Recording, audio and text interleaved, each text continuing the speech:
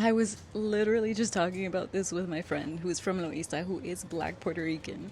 And yes, they will say they're anti racist, they'll say all these things, but then they say, oh, but we're mixed. Oh, but there's no such thing as racism in Puerto Rico. Or they talk about the three races myth that Black Puerto Ricans here have said is a myth. So if you're not even willing to listen to your own community telling you that actually, yeah, in Puerto Rico there's racism, actually the whole myth was created to further racism and to hide the racism that exists, then you're part of the problem. And anyway, I have a longer clip to talk about this more in depth because I have a background in public health and epidemiology where I learned facts and I read science-based studies that talked exactly about this.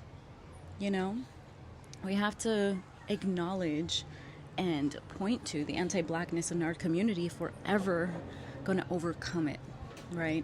So I'm grateful to those of you that have written to me, that have talked about what has recently been all over social media. Many people have asked, Debbie, why aren't you talking about this yet? This just seems like, Allie and your expertise. And it's because it's for a reason. It's for a reason.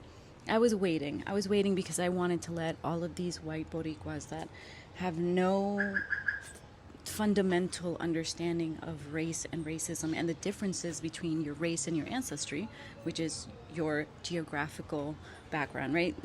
Ancestry is based on your genetic and geographical makeup, and race is a social construct that is very dependent on where you are and what community you're in.